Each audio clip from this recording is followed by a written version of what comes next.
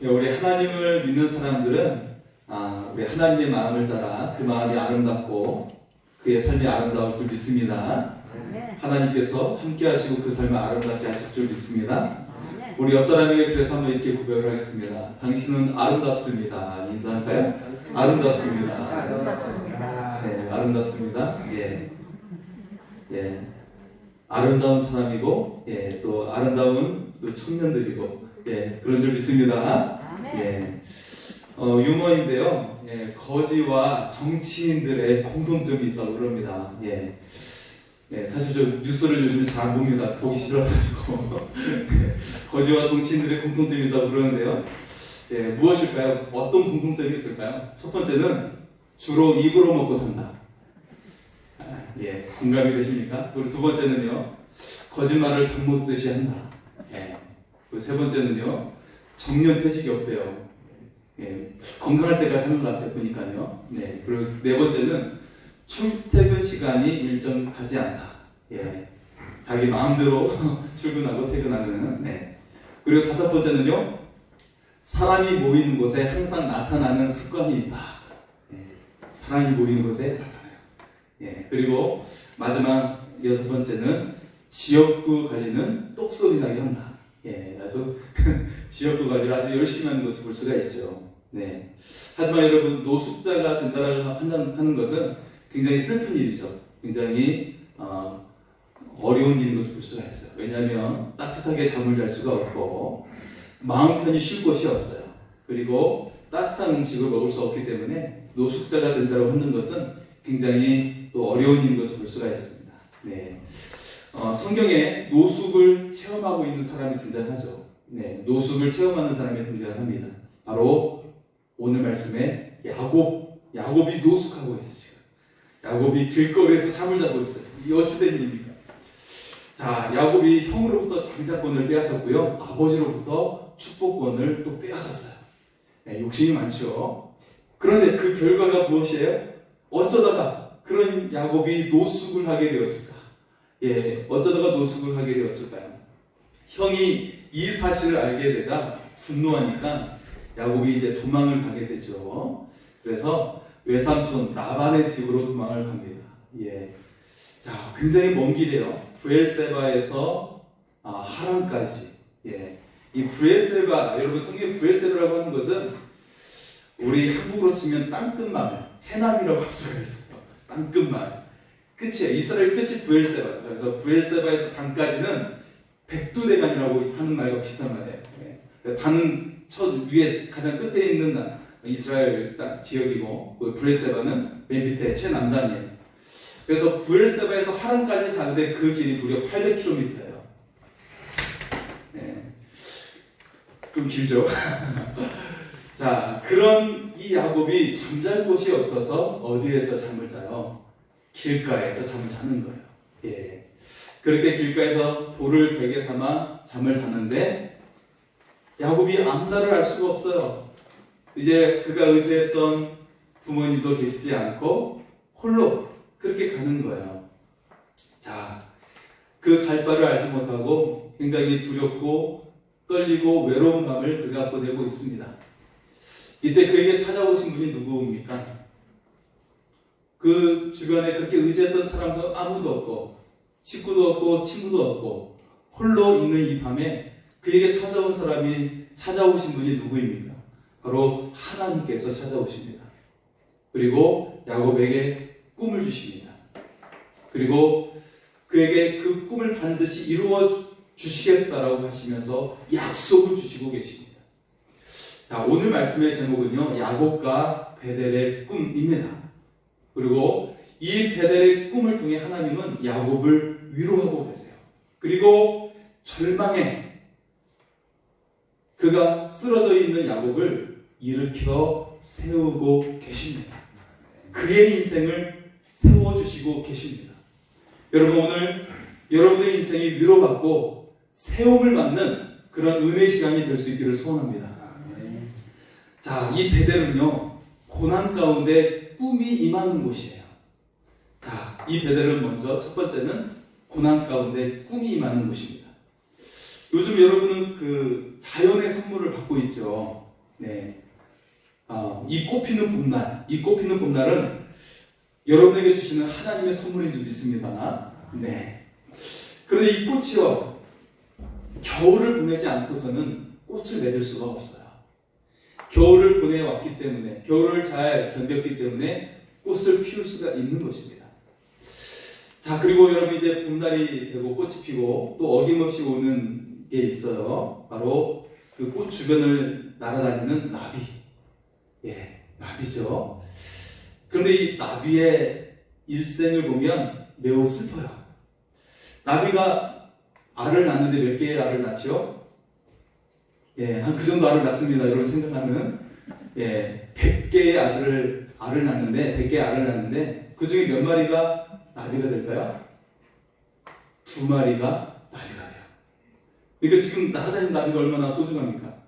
100개의 알 중에 2마리가 나비가 되고, 그리고 이제 애벌레로 한 2달간 있다가 7개월간 번데기로 있고, 그리고 나비로 나는 기간은 얼마나 될까요?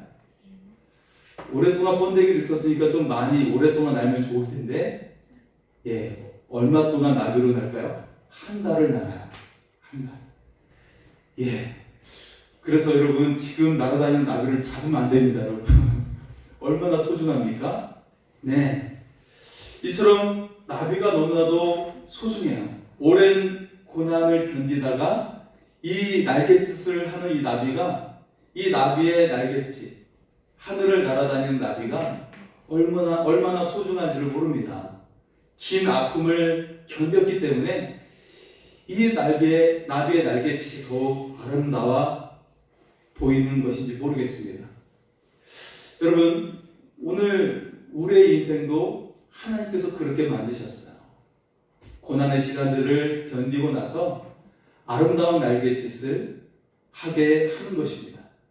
인생의 아름다운 날갯짓은 이런 고난을 견디고 난 이후에 나오는 것임을 알 수가 있어요. 자, 야곱이 장자의 축복을 빼앗았죠. 그리고 아버지 이삭의 축복도 빼앗았어요.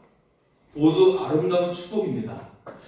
그러면 좋은 길이 확 열릴 것 같아요. 그런데 그 이후에 그의 시작은 고난의 연속이었어요. 이 아름다운 축복이 그냥 주어지지 않았다라는 것이죠. 연단이 있었고 고난이 있어요. 아픔의 시간을 견뎌야 했습니다. 그의 고난을 알리듯이 오늘 본문은 우리에게 이렇게 시작을 하고 있죠. 10절과 11절의 말씀을 한번 보겠습니다. 10절과 11절입니다. 야곱이 브엘세바에서 떠나 하란으로 향하여 가더니 한 곳에 이르러는 해가 진지라. 거기서 유숙하려고 그곳에 한 돌을 가져다가 베개로 삼고 거기 누워 자더니. 아멘. 예, 앞에서 설명했던 것처럼 브엘세바에서 하란까지의 거리는 800km. 네, 가늠이 안 되죠? 여러분, 서울에서 부산까지 몇 킬로일까요? 300km입니다. 그러니 부산을 한번 갔다가 돌아오고 또 훨씬 남는 거리가 800km예요.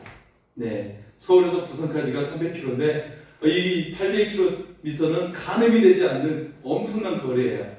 이 거리를 가려면 며칠을 가야 될까요? 한 달 가지고는 부족해요. 한 달 가지고 한 2달 정도 걸릴 수 있는 거리입니다. 그때 치안이 안정되지 못하고 부적이 만나면 죽음을 당할 수밖에 없는 그 엄청난 거리를 홀로이 가야 되는데 정말 두렵고 무서운 길이에요.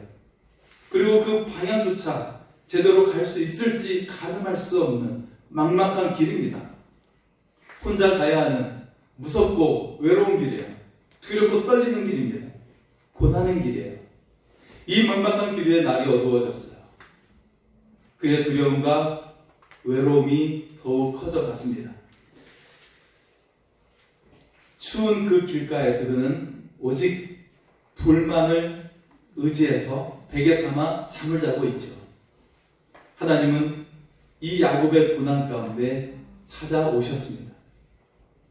그의 고난 가운데 하나님께서 임하셨습니다. 자, 12절의 말씀을 보겠습니다. 12절입니다. 꿈에 본즉 사닥다리가 땅 위에 서 있는데 그 꼭대기가 하늘에 닿았고 또 본즉 하나님의 사자들이 그 위에서 오르락 내리락 하고. 여러분, 이 야곱의 고난의 현장에 하나님의 영광의 나라가 지금 연결되고 있어요. 야곱의 고난의 현장과 하나님의 영광의 나라가 지금 연결되고 있는 상황입니다. 야곱의 고난의 현장 속에 하나님의 꿈이 야곱에게 임하고 있습니다. 그리고 야곱에게 꿈이 임하고 새로운 인생이 시작되고 있음을 알려주고 있습니다. 자, 그래서 이제 이 하나님의 꿈이 임하는 이 장소 속에서 비록 야곱에게 고난이 시작되는 출발이지만 그 고난이 괴롭지 않아요. 지금 조금 전까지만 해도 그 고난이 괴롭고 정말 죽을 지경인데 이제는 그의 고난이 두렵고 떨리는 것이 아니에요. 오직 나의 꿈을 향해 달려가기 위해 모든 고난이 디딤돌이 되어 바뀌어 있다는 것입니다.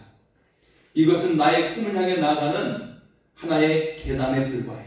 한 계단 한 계단 올라가면 나의 꿈이, 하나님께서 내게 주신 꿈이 반드시 이루어질 거야 라고 변화되는, 그에게 새로운 인생이 시작되는 길이 열리게 된 것입니다.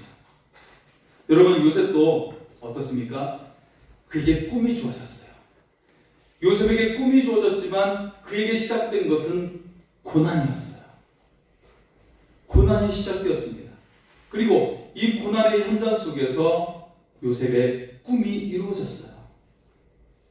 형들에 의해서 노예로 팔려나가고 또 억울하게 감옥에 가야 하는 그 12년 동안의 괴로운 시간이었지만, 그러나 이 고난을 통과하고 꿈이 이루어지게 된 것입니다.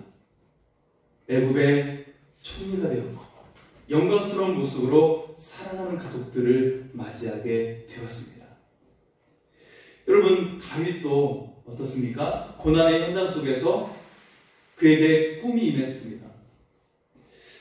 자, 하나님에 대한 열정으로 원수 골리앗을 무찔렀어요. 군대 장관이 되었습니다. 하지만 사울 왕의 시기로 말미암아 도망자의 세월을 보내야 했지요. 그가 도망자로 살면서 길가에서 잠을 자야 하고 정말 힘들고 고통스러운 시간을 보내야 했어요. 왕의 군대가 나를 잡으러 오는 그런 상황이기 때문이죠. 이 고난의 길에서 다윗은 하나님을 의지했습니다. 이 고난의 현장 속에서 하나님께 서원하면서 하나님께 자신의 인생을 드리고 또 물질을 드리고 하는 고백들을, 시편의 고백을 통해서 다윗은 드리고 있어요. 하나님은 그런 다윗을, 하나님을 의지하고 하나님을 찬양하고 예배하는 다윗을 위대한 왕이 되게 하신 줄 믿습니다. 다윗에게는 왕에 대한 꿈이 없었어요. 목표가 없었습니다. 단순히 그의 바라는 것은 하나님, 내 생명을 보호하여 주옵소서, 이 한 가지 꿈밖에 없었어요. 그런데 하나님의 꿈은 다윗을 왕이 되게 하는 것이었어요. 하나님의 꿈은 다윗을 주변 나라에 하나님을 경외하는 왕으로 알리는 것이었어요. 다윗의 단순한 꿈은 그의 생명을 보존하는 것이었지만 하나님은 그를 높여 주신 줄 믿습니다. 여러분, 정말 힘들고 어려운 순간에 하나님을 더욱더 의지하시기 바랍니다. 하나님, 내 생명을 보존하여 주옵소서. 그리고 오직 하나님을 찬양하는 삶이 되게 하여 주옵소서. 이렇게 고백할 때 여러분도 다윗처럼 여러분이 꿈꾸는 것보다, 여러분이 목표하는 것보다 더 큰 이상의 하나님의 꿈이 임하는 은혜가 여러분의 삶 가운데 임하게 될 줄 믿습니다. 여러분이 그런 인생이 될 수 있기를 소원합니다. 자, 두 번째로 베델은 고난이 치유되는 곳입니다. 자, 야곱에게 아름다운 꿈이 임했어요. 그리고 그 꿈이 그를 치유하고 있습니다. 13절과 14절의 말씀을 보겠습니다. 또 본즉 여호와께서 그 위에 서서 이르시되 나는 여호와니 너의 조부 아브라함의 하나님이요 이삭의 하나님이라. 내가 누워있는 땅을 내가 너와 내 자손에게 주리니 내 자손이 땅의 티끌까지 되어 내가 서쪽과 동쪽과 북쪽과 남쪽으로 퍼져나갈지며 땅의 모든 족속이 너와 내 자손으로 말미암아 복을 받으리라. 아멘. 하나님은 할아버지 아브라함에게 주셨던 그 꿈, 그리고 아버지 이삭에게 주셨던 그 꿈을 그리고 야곱에게 똑같이 주시고 계십니다. 하나님은 야곱에게 그 할아버지와 이삭에게 주셨던 그 놀라운 꿈을 야곱에게 이어지게 하고 계십니다. 그리고 야곱의 지금 이 고난은 그의 고난을 꿈으로 채우고 계십니다. 이 꿈으로 채웠기 때문에 앞으로 펼쳐지는 야곱의 고난이 고통이 아닌 것이에요. 오직 그의 그 꿈을 이루는 단계에 지나지 않게 되었어요. 고난이 올수록 야곱은 더욱더 단단해졌고 야곱은 더욱더 강인한 자가 될 수가 있었습니다. 지금 이 꿈을 통해 야곱의 고난이 치유가 되어지고 그는 강한 자로 바뀌어 나오고 있었습니다. 여러분, 룻기에 보면 한 여인이 등장하죠. 유다 지파의 나옴이라는 여자입니다. 자, 그가 살고 있었던 유다 베들레헴에 기근이 일어나니까 그의 남편과 두 아들을 데리고 이제 모압 지방에서 살게 돼요. 예. 자, 그때만 해도 사랑하는 남편도 있고 든든한 두 아들이 있고 그리고 또 넉넉한 물질도 있었어요. 그래서 괜찮았습니다. 자, 그렇게 모압에서 잘 살고 두 아들이 장성해서 며느리도 맞이했어요. 두 며느리도 생기고 아주 집안이 풍족해졌어요. 하지만 이 모압 땅에서 남편이 죽게 되고 두 아들도 차례로 죽게 됩니다. 남은 사람은 자신과 두 며느리만 남게 되죠. 그래서 원래 모압 여인이었던 며느리에게 너희 친정으로 돌아가라. 내가 너희들을 어떻게 더 이상 돌볼 수 있겠니? 그런데 끝끝내 이 나오미를 붙잡는 시어머니를 붙잡는 며느리 하나가 있었죠. 바로 룻이라는 여인입니다. 자, 이 고집센 며느리 룻을 이제 데리고 고향으로 돌아와요. 이 나오미의 심정이 어떻겠습니까? 고향 베들레헴으로 돌아오는데 자신도 과부고 그리고 자신을 따라오는 며느리도 과부인데 두 과부가 고향으로 돌아가는데 이 고향으로 돌아가는 그의 마음이 어떻겠습니까? 무너지는 마음, 상처난 마음, 아픈 마음입니다. 상처투성인 그 마음 속에 그가 슬픈 마음을 가지고 고향으로 돌아왔어요. 그런데 하나님께서는 그녀에게 무엇을 준비하고 계십니까? 하나님은 그녀에게 그 아프고 초라한 발걸음이지만 하나님은 치유와 회복의 은혜를 준비하고 계십니다. 그 두 사람의 삶을 아름답게 만들어 가실 하나님의 계획을 준비하고 계십니다. 네가 외국에서, 타지에서, 이방 땅에서, 우상이 가득한 땅에서 이제는 나의 품으로 돌아왔구나. 나의 딸아, 내 딸아, 내가 너의 삶을 치유하고 너의 삶을 아름다운 것으로 채워주리라.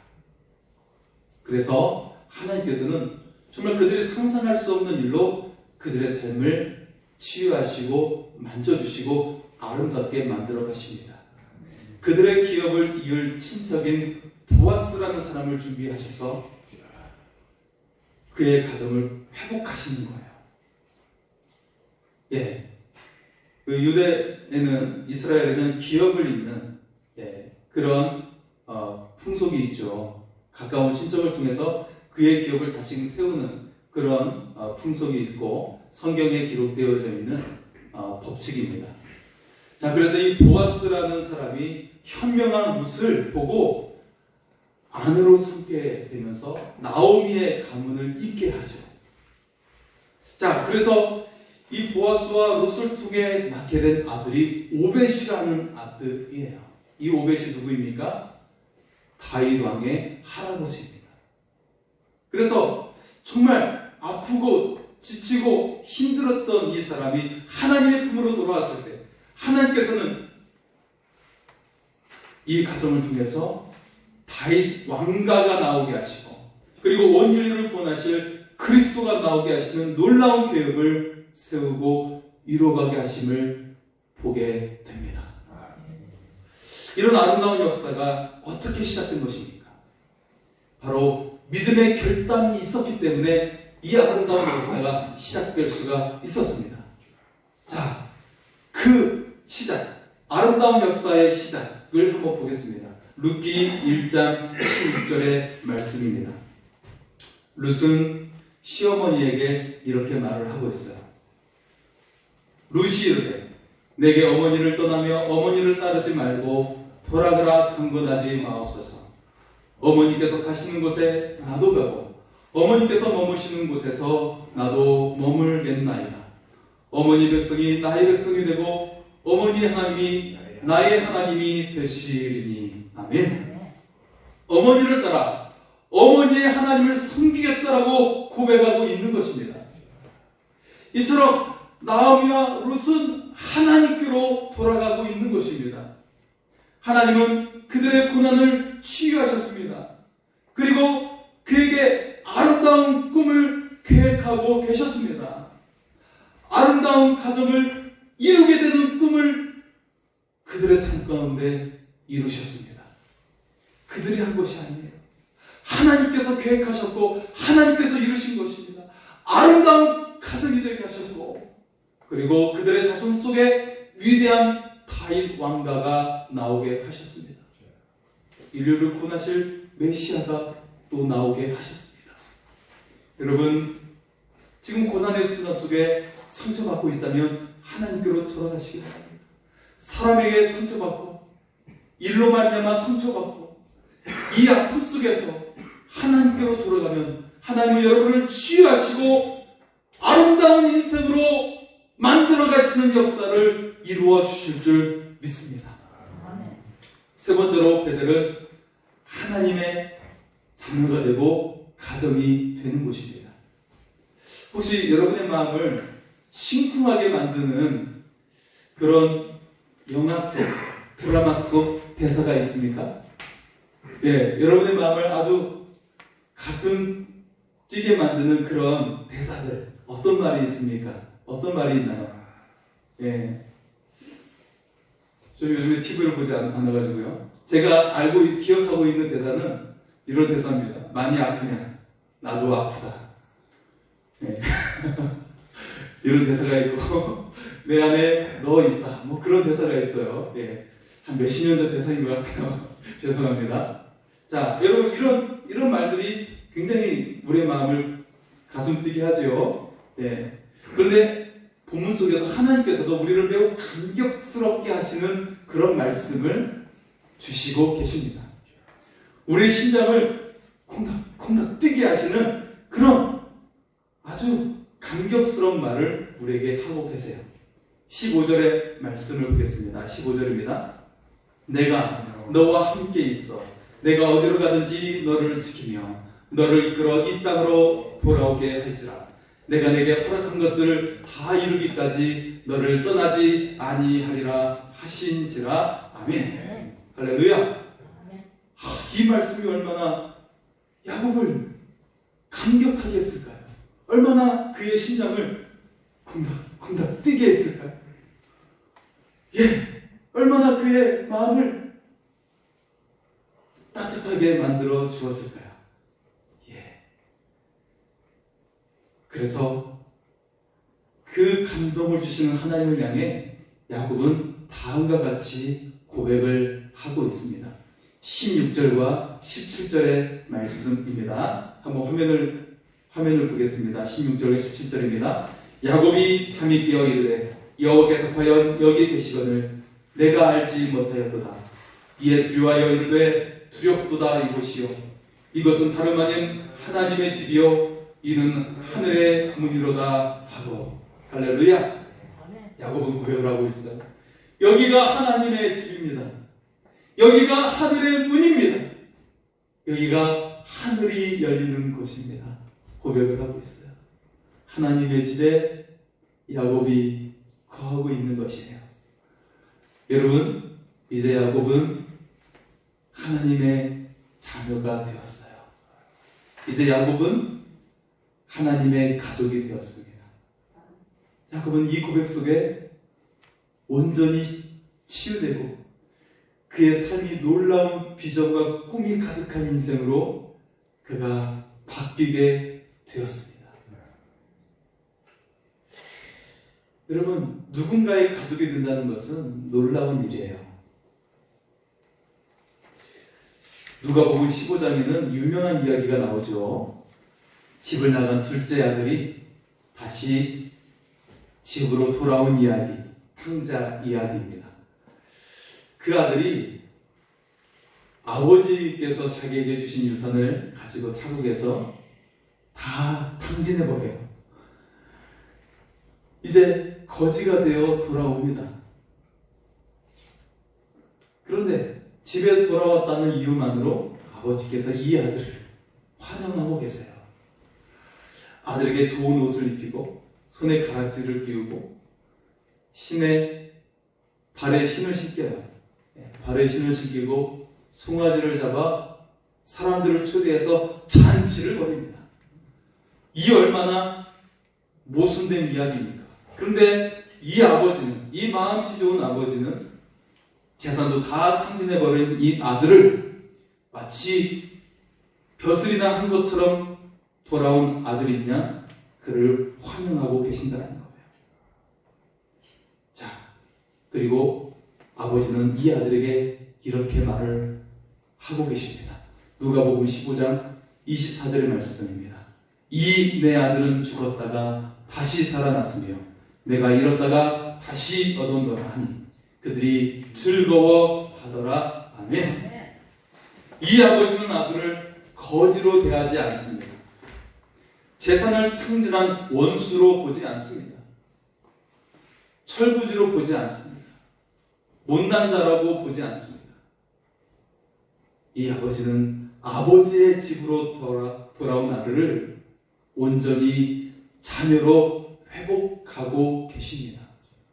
다시 가족이 된 것을 환영하며 맞이하고 계십니다. 그리고 이 아들을 다시 영광스럽게 만들어 주고 있습니다. 여러분, 지금 세상에서 힘들게 살고 있습니까? 사람들에게 힘들고 지쳐 있습니까? 직장으로 힘들고 공부로 힘들고 지쳐 있습니까? 여러분, 아버지의 품으로 돌아오시기 바랍니다. 아버지의 집, 베델은 치유의 집입니다. 여러분, 이 아버지의 집 베델에서 회복의 은혜가 임하게 됩니다. 여러분, 하나님의 자녀로 평안을 누리며 살아갈 수가 있어요. 하나님의 자녀로 찬란하게 살아갈 수가 있습니다. 지금 내 형편과 아무런 상관이 없어요. 내가 모든 재산을 탕진하고 거지가 되었다 할지라도 지금 야곱처럼 집에서 아무것도 가지고 나오지 못한 채 거지가 되어 먼 길을 떠나야 되는 그런 상황이라 할지라도 지금 하나님께서는 그의 삶을 보호해 줄 것이라고 약속하고 계십니다. 그의 삶을 풍성한 은혜로 채워줄 것이라고 약속하고 계십니다. 아버지의 집에 거하는 것, 지금 내 삶의 상황과 상관없이 아버지의 약속이 있고 아버지의 보호가 있기 때문에 두렵지가 않아요. 오직 그 삶 속에는 꿈으로 말미암아 확신이 가득 찬 삶이 되고 그리고 무엇인지 할 수 있다는 믿음이 가득 찬 삶이 될 줄 믿습니다. 고난이 없다는 말이 아니에요. 하지만 이 고난 속에서 하나님의 품 안에서 모든 것을 감당할 수 있다라는 것입니다. 여러분, 하나님 안에서 기꺼이 감당하게 됩니다. 그리고 아름다운 인생이 되어 나오게 될 줄 믿습니다. 자, 마지막으로 베델은 하나님의 대사로 새 출발하는 곳입니다. 야곱은 베델에서 이제 새로운 인생이 되어 출발하고 있어요. 야곱은 새로운 인생으로 결단하고 있습니다. 22절의 말씀을 보겠습니다. 22절입니다. 내가 기둥으로 세운 이 돌이 하나님의 집이 될 것이요 하나님께서 내게 주신 모든 것에서 10분의 1을 내가 반드시 하나님께 드리겠나이다 하였더라. 아멘. 자, 10분의 1을 드린다는 말, 11조를 이야기하는 것인데요. 이 10분의 1을 드린다는 말이 어떤 의미일까요? 이것은 내 삶의 전부를 드리겠다라는 의미입니다. 하나님, 내가 지금 이 길가에서 죽을 것 같은 상황인데 저를 살려주셨군요. 이제는 내 전부의 삶을 드리겠습니다. 이 의미로 10분의 1을 드리겠다라는 의미입니다. 하나님, 내 삶을 책임져 주시는군요.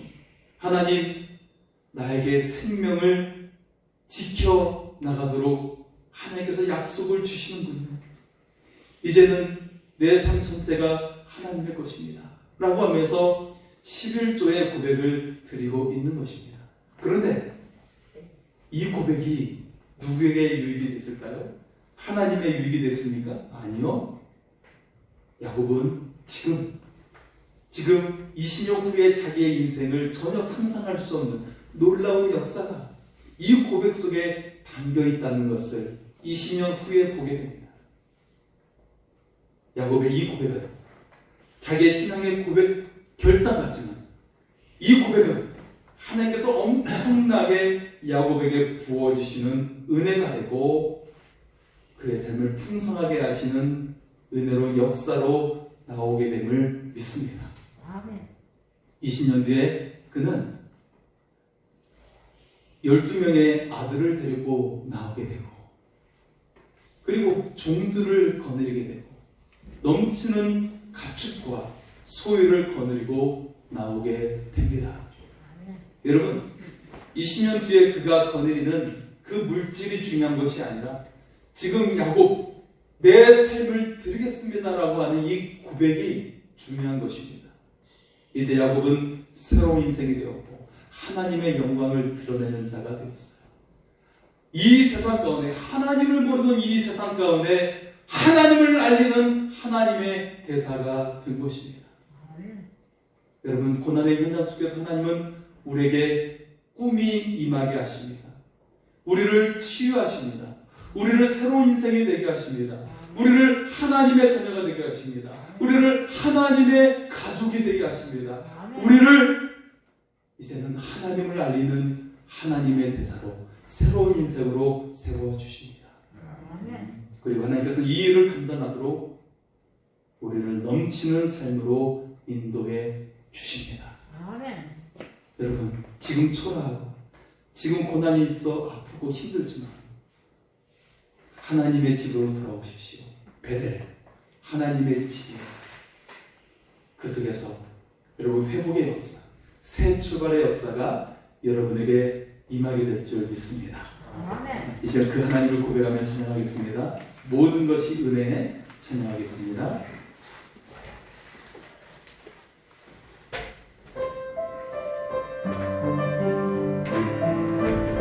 우리의 모든 순간이 은혜임을 고백하며 찬양하겠습니다. 내가 누려왔던 모든 것들이 내가 지나왔던 모든 시간이 내가 걸어왔던 모든 순간이 당연한 것 아니라 은혜였어. 아침 해가 뜨고 저녁에 너를 봄의 꽃향기와 가을의 열매 변하는 계절의 모든 순간이 당연한 것 아니라 은혜였어. 모든 것이 은혜,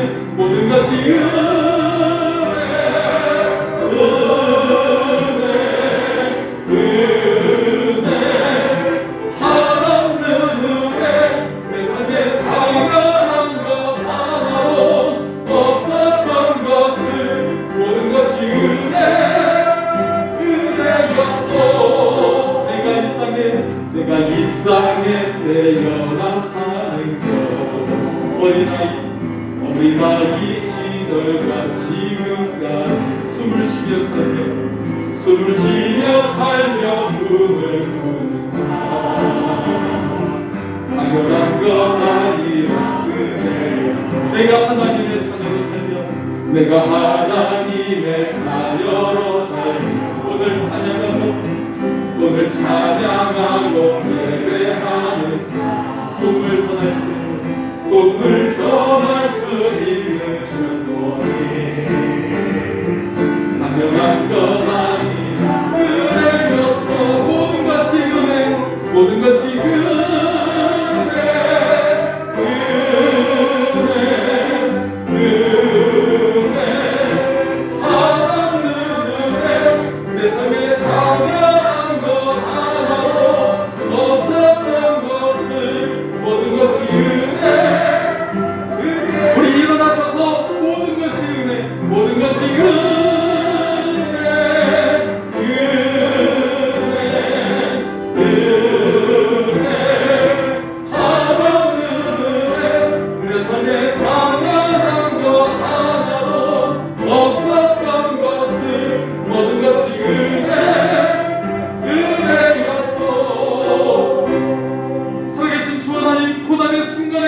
임하셔서 꿈을 주시고 치유하시고 회복하시는 은혜가 내 삶에 임하게 하여 주시고 우리의 가정 속에 자녀의 삶 가운데 임하게 하여 주시옵소서. 주여 외치고 기도하겠습니다.